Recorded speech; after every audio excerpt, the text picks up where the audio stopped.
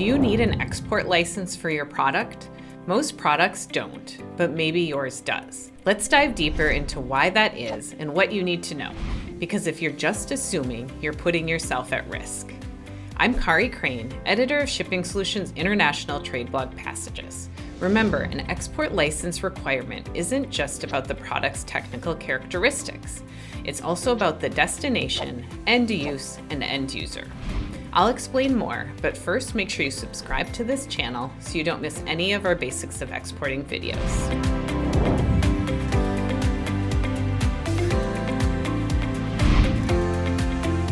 It doesn't matter how your items are sent, in a container, on a pallet, via mail, carried across a border by hand, or even downloaded from your website or transmitted via email or phone. These are all considered exports.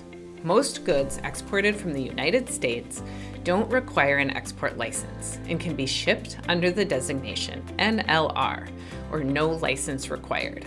But some specific classes of merchandise do require a license. To determine if you need an export license, follow these steps. First, determine which U.S. agency has jurisdiction over your products. Most items fall under the U.S. Department of Commerce's Bureau of Industry and Security and are controlled by the Export Administration Regulations. Items with military applications may fall under the State Department's Directorate of Defense Trade Controls and the International Traffic in Arms Regulations, and probably need an export license. If your product is controlled under the Export Administration Regulations, check the Commerce Control List to see if it has an Export Control Classification Number, or ECCN classification. If your item has an ECCN, compare it to the Commerce Country Chart to see if a license is required.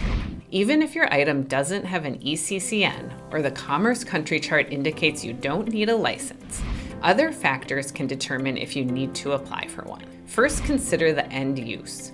Ensure the customer won't use your product for illegal purposes, such as developing weapons of mass destruction. Check to see if the end user or any of the other parties in your export transaction are on any of the government's restricted party lists. These lists include individuals, businesses, and organizations involved in activities related to terrorism, drug trafficking, or have had their export privileges suspended. Certain countries such as Cuba, Iran, North Korea, Sudan, and Syria have strict export controls. You need to check Part 746 of the EAR and the Office of Foreign Assets Control for specific regulations. It's essential to screen all parties in every export transaction against restricted party lists. There are hundreds of them to avoid penalties. These lists are updated randomly, so checking them before every export is crucial. Shipping Solutions Trade Compliance software makes this process easy.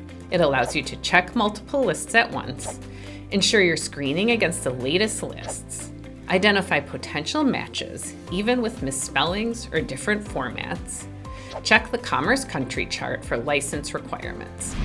Look for a link below to schedule a free online demo of Shipping Solutions. Failing to obtain a required export license can result in significant fines, export restrictions, and even jail time. To learn more, check out our International Trade Blog Passages, where we have more than 600 articles related to international trade, including more than 100 on export compliance and regulations.